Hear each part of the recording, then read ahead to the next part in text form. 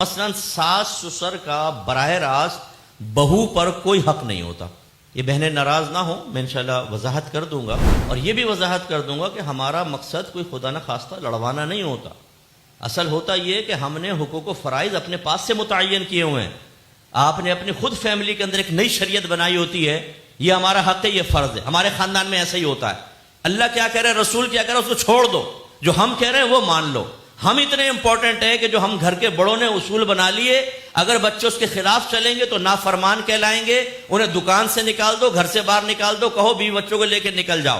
لیکن خود سالہ سال اللہ رسول کی نافرمانی کر رہے ہوں، ایک علم بغاوت اٹھایا ہوا ہو، انہیں گھر سے مت نکالو، انہیں کچھ برا مت کہو، انہیں آئینہ مت دکھاؤ، انہیں حقیقت مت بتاؤ کہ آپ عرصہ دراز سے گناہ کبیرہ کر رہے ہیں، شریعت کے خلاف چل رہے ہیں آپ، انہیں کچھ مت کہو. اس کا مطلب تو یہ ہوا کہ ایک عام گھر کے بڑے نے اپنے آپ کو اللہ رسول سے بھی عظمت میں بلند و بالا تصور کرنا شروع کر دیا، اگرچہ وہ دعویٰ کبھی نہیں کرے گا. لیکن کیا طرز عمل ظاہر ہو رہا ہے کہ بچے اللہ رسول کی مانے نہ مانے، حقوق و فرائض میں کوئی بات نہیں. ہمارے قائم کردہ حقوق و فرائض میں کوتاہی ہوگی تو جلال آ جائے گا، ابا ناراض ہو جائیں گے، مہینہ مہینے بات کرنا چھوڑ دیں گے، امی کہیں گی جب دودھ نہیں بخشوں گی تجھے، کم وقت میرے جنازے میں مت آنا. حالانکہ بات ایسی ہوتی نہیں کہ اتنا ہائپر ہوا جائے. تو لہٰذا ساس سسر کا بہو پر ڈائریکٹ کوئی حق نہیں ہوتا. ہاں، ہم اپنی اکیڈمی کی بچیوں کی تربیت کرتے ہیں کہ بیٹا ساس سسر کو اپنے ماں باپ سمجھو. میری اپنی وائف نے الحمدللہ میرے والد والدہ کی اتنی خدمت کی کہ میں، صحیح بات ہے کہ آج کے دور میں سگی بیٹی بھی شاید اتنی نہ کرے، اتنی خدمت کی. اور دعائیں لیے تو ہم بچیوں کو سمجھاتے ہیں بیٹا دعائیں لو، وہ تمہارے بھی ماں باپ کی طرح ہیں. لیکن خرابی کہاں پیدا ہوتی ہے کہ جب ساس اپنے بیٹے کو کہہ رہی ہوتی ہے، ماں اپنے بیٹے کو کہہ رہی ہوتی ہے، دیکھ آج تیری بیوی نے مجھے دوا تک نہیں دی، مجھے چائے بنا کر نہیں دی، اور بیٹا جا کے 2 تماچے مارتا ہے بیوی کو، میری ماں کو چائے بنا کے کیوں نہیں دی، کیوں دے وہ چائے بنا کر، کس وجہ سے؟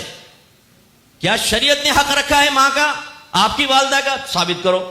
اس کا مطلب ہے آپ جبر نہیں کر سکتے، ریکویسٹ کر سکتے ہیں کہ بھئی میری والدہ کا خیال کر لو، انہیں خوش کرو گے میں بھی خوش ہوں گا.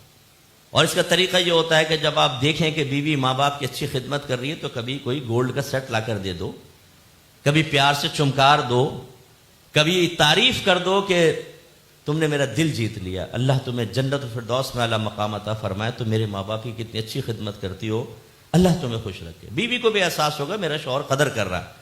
لیکن یہاں بیچاری سارا دن اگر ساس اور سسر کی خدمتیں کرے اور اس میں ذرا سی کوتاہی ہو جائے تو ساری خدمتوں کو منہ پہ مار کر اور سارے احسانات بھلا کر کہا جائے یہ ایسی آئی ہے گھر کے اندر، نہ میرے ماں کو ماں سمجھتی ہے نہ باپ کو باپ سمجھتی ہے. تو لاؤ قرآن و حدیث کی تعلیم لاؤ کہ شریعت نے کہا ہو کہ ان کی ماں کو ماں اور باپ کو باپ سمجھ کے سارا دن خدمت کرتے رہو، ثابت کرو نا یہ حق. یہ ہمارے یہاں خرابی ہے، ڈس بیلنس ہو چکا ہے ہمارا نظام. وہی بات جو میں لفظ کہتا ہوں کہ ہمارا ارادہ اور قول سے اقرار نہیں، لیکن ہم نے ایک نئی شریعت بنائی ہوئی اپنے خاندانوں کے اندر، اس شریعت کی پیروی کرنی ہوگی. وہ شریعت جو نبی کریم لے کر آئے، وہ شریعت جو قرآن پیش کر رہا ہے، اس کو سیکھنے کا ٹائم نہیں. تو یہ بھی بچوں کی تربیت کرنی ہوتی ہے کہ بیٹا حقوق اور فرائض کیا کیا